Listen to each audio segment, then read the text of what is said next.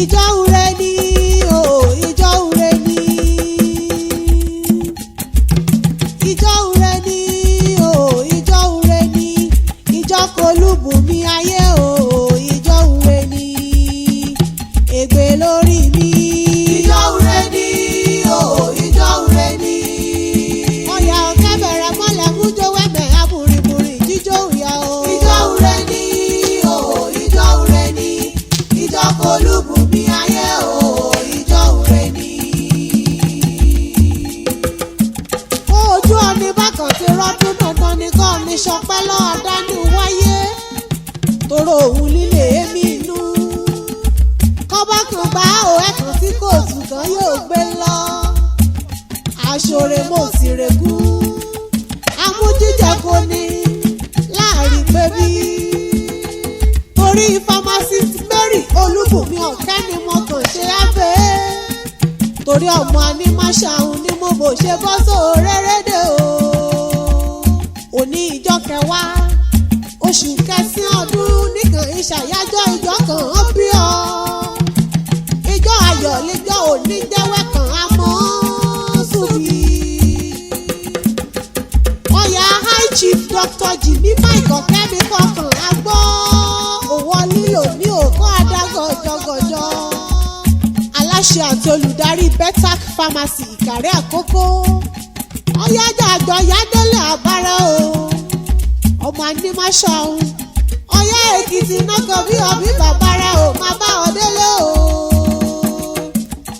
ọmọ yẹ ọmọ rà ń fẹ́ kẹ̀yìntàn náà sí gangan ọmọ wa ọmọ ẹkùn ọmọ oríire ìdádé ọmọ àjìwàjìwà ìlẹ̀kẹ̀ o ọmọ eyín ẹwà eyín rẹ mẹ́rin ẹ̀yẹ ọmọ apàkúta sóòrùn kéèrùbá lákún ọmọ àlàfú pìnìpìnì bóde o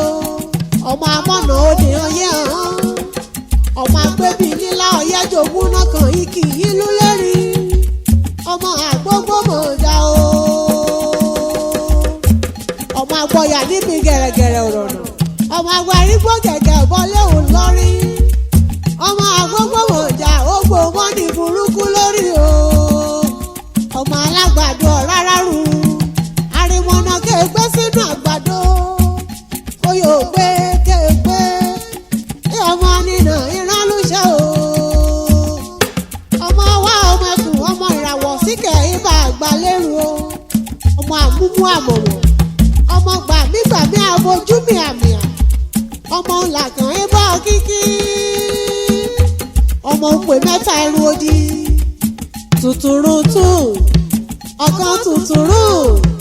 òkúròmọ̀ yó ọmọ rìn kìràn ọmọ àrùn mọ́bì oko ṣe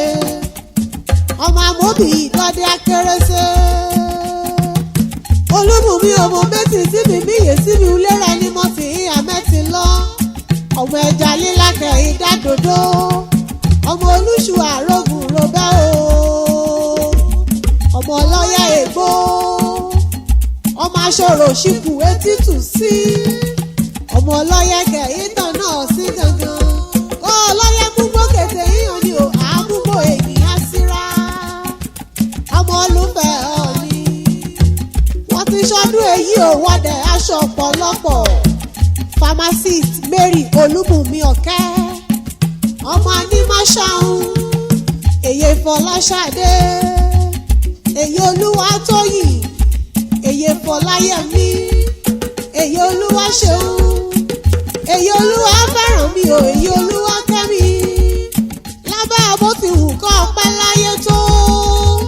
ọ̀yà high chief Dr. Jimmy Michael ọ̀kẹ́ wẹ̀kàn abọ́ǹkẹ́ oníṣòro lórúkọ Ọlọ́run ọba wẹ̀kàn arẹlẹ̀ o wẹ́ àmọ́ ọmọ àìsàn ló gbà láyé aláṣẹ àti olùdarí Betac Pharmacy Ìkàrẹ́ Àkókò